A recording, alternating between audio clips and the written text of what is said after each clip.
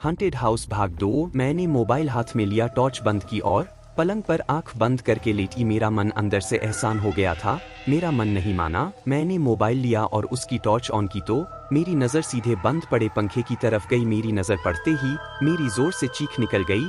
मेरे सर के ऊपर एक एक लड़की की लाश सफ़ेद कपड़े में लटक रही थी। मैं चीख कर बिस्तर से भाग लिया और ज़मीन पर गिर पड़ी।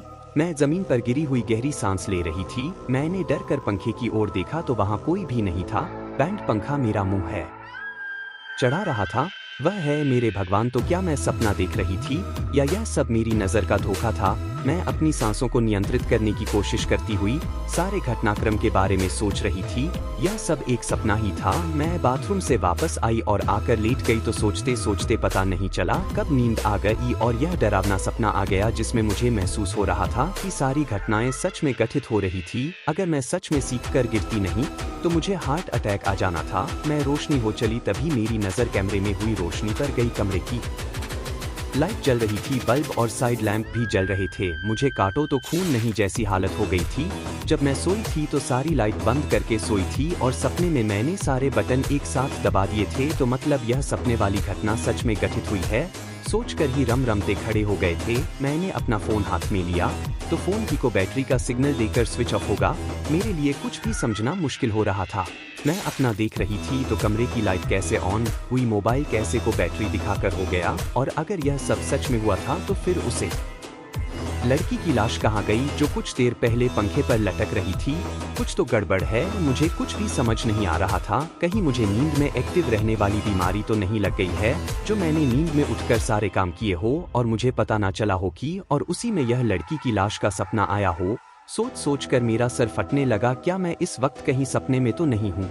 मैंने गुस्से को किसी आठ में अपने गाल पर एक जोर से थप्पड़ मारा जिसने मुझे एहसास दिला दिया कि मैं इस वक्त सपने में नहीं, पूरे होश और हवास में हूँ। मैं जल्दी से अपना फोन चार्ज पर लगाया और बिस्तर पर बैठकर सोचने लगी। तभी मुझे पानी पीने की याद आई। देखा तो बोतल बैठ के स्टॉल पर नहीं रखी थी। मुझे वह घटना याद आ गई। मैंने डरते हुए झुककर पलंग के नीचे देखा तो वहां पानी की बोतल हिल रही थी। वह दशा देखकर मेरा हालत सूख गया। मेरी हिम्मत नहीं हुई कि उसे बोतल को बाहर निकालकर पानी पिया जाए। मैं तुरंत उठी और बिस्तर पर जाकर पर्से तोड़कर बैठ गई और रोने लगी। रोते रोते मेरा गला रोने लगा है। भगवान इस आफत से आज निकाल दे। मैं मोबाइल देखा तो थोड़ा सा काम चलाने और प्यास की वजह से मेरा गला सूख रहा था।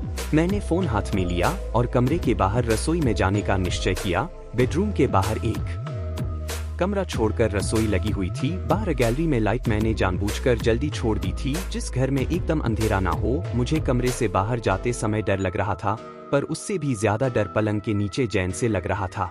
मैं हिम्मत करके रसोई की और बड़ी गैलरी में एकदम सन्नाटा छाया हुआ था। मैं सतर्कता बढ़ाते हुए रसोई की और बड़ी वाटर प्यूरीफायर से के नीचे सिंक में लगे नल को ऑन किया तो उसमें से पानी नहीं आया। फिर एकदम झटके से पानी आया जैसे कोई सांप खुश का राज हो। उसकी आवाज से मैं एकदम शेर गई। नल में एयरफोर्स से जाने के कारण कभी कभी ऐसा हो जाता है। दिन के समय ऐसा होता तो शायद डर नहीं लगता। मैं इस नाल में अपना चेहरा धोने लगे। मैं अपने चेहरे पर पानी डाल रही थी तभी पास में सिलेबस में रखे बर्तन में खड़कने की आवाज आई। मैं अपना चेहरा देना छोड़ो बर्तन की दलिया देखने लगी और समकय दो को चूहे दौड़ लगा रहे थे। मुझे इन्हें देखकर गुस्सा भी आया। मोबाइल और पानी की बोतल लेकर जैसे ही दरवाजे की ओर बढ़ी अचानक से सिंक करे नल का पानी अपने आप चलने लगा। नल के अचानक अपने आप चलने की आवाज में हड़बड़ा गई और नल बंद किए बिना तुरंत अपने रूम में भाग। तभी मुझे कोई परछाई सी महसूस से हुई कि कोई निकाल कर गया है। मैं भागकर उसे अपने बेडरूम में पहुंच गई और वहां से आवाज लगाई। बेडरूम के बाहर एक कमरा छोड़कर रसोई लगी हुई थी। बाहर गैलरी की लाइट मैंने जानबूझकर जले हुए छोड़ दी जिस घर में एकदम बंजारा ना हो। मुझे कमरे से बाहर जाते समय डर लग रहा था, पर उससे भी ज्यादा डर पलंग के नीचे जैन से लग रहा था। नहीं मत कर। रसोई की और बड़ी गैलरी में एकदम शासन आता हुआ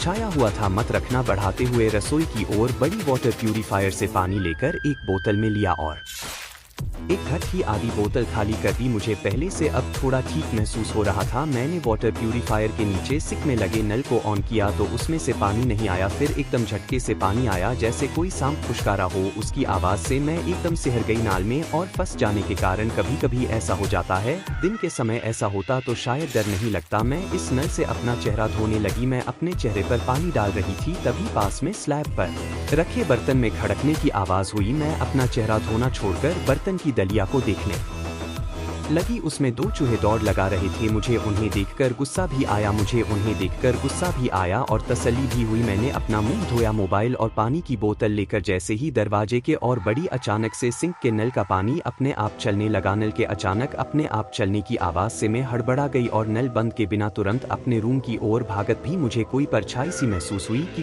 कोई निकाल कर गया है। मैं भागकर अपने बेडरूम में पहुंच गई और वहां से आवाज लगाई, कौन है? वहां देखा तो वही काली बिल्ली गैलरी में खड़ी मुझे घूर रही